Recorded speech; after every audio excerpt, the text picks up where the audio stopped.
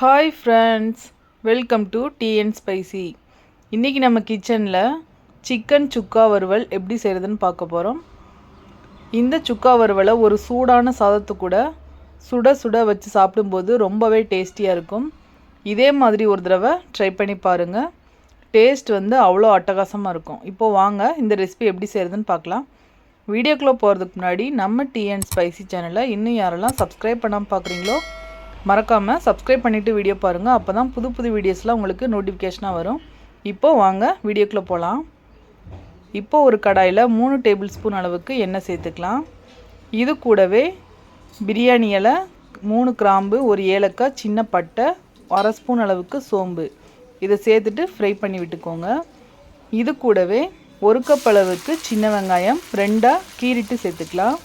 ஃப்ளேவருக்காக ஒரு பச்சை மிளகாய் இதை சேர்த்துட்டு லைட்டாக ஃப்ரை பண்ணி விட்டுக்கோங்க. இது கூடவே 1 கொத்து அளவுக்கு கருவேப்பிலை சேர்த்துக்கலாம். சேர்த்துட்டு நல்லா கோல்டன் கலர் வர வரைய ஆனியனை வதக்கி விட்டுக்கலாம்.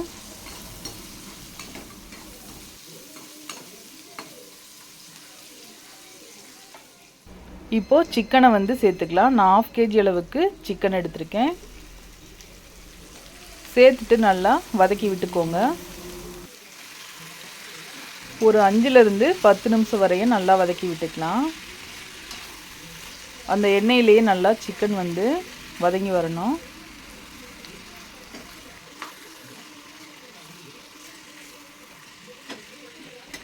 இப்போது இது கூடவே ஒரு 1/4 டீஸ்பூன் அளவுக்கு மஞ்சள் தூள் சேர்த்துக்கலாம்.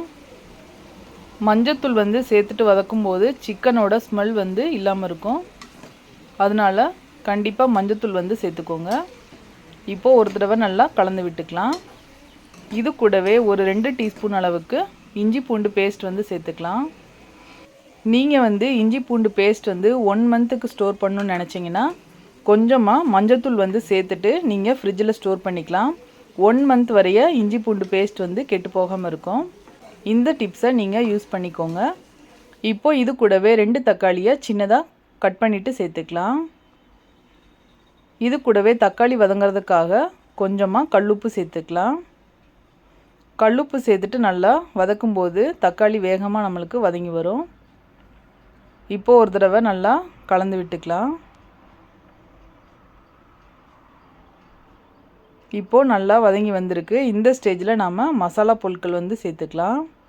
1 ஸ்பூன் அளவுக்கு சில்லி பவுடர், 1 ஸ்பூன் அளவுக்கு மல்லித்தூள் சேர்த்துக்கலாம்.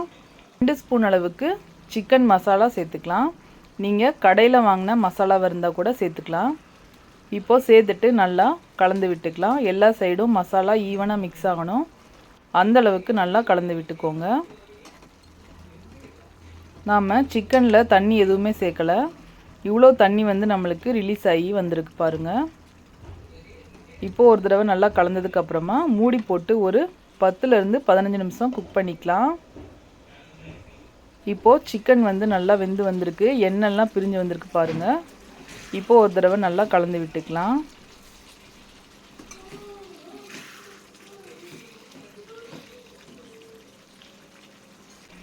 இது கூடவே 1/2 ஸ்பூன் அளவுக்கு பெப்பர் சேர்த்துக்கலாம். நீங்கள் கடையில் வாங்கின பெப்பர் யூஸ் பண்ணிங்கன்னா அந்தளவுக்கு டேஸ்ட் நல்லா இருக்காது. பெப்பர் பொடி அப்பப்போ நீங்கள் வீட்டில் அரைச்சி செய்யும்போது தான் டேஸ்ட் நல்லாயிருக்கும். இப்போது ஒரு தடவை நல்லா கலந்து விட்டுக்கோங்க. இப்போது ரெடி ஆயிடுச்சு. இது கூடவே ஃபைனலாக கொத்தமல்லியை பொடியாக கட் பண்ணிவிட்டு தூவி விட்டுக்கலாம். இப்போது ஒரு தடவை நல்லா மிக்ஸ் பண்ணி விட்டுக்கோங்க. ஸ்டவ்வை ஆஃப் பண்ணிடலாம். அவ்வளோதான், சூப்பரான சிக்கன் சுக்கா வறுவல் தயாராகிடுச்சு. இதே மாதிரி நீங்கள் ட்ரை பண்ணி பார்த்துட்டு நம்ம டீ அண்ட் ஸ்பைசி சேனலுக்கு மறக்காமல் கமெண்ட் பண்ணுங்கள். புதுசாக பார்க்குறவங்க நம்ம சேனலை சப்ஸ்கிரைப் பண்ணிக்கோங்க.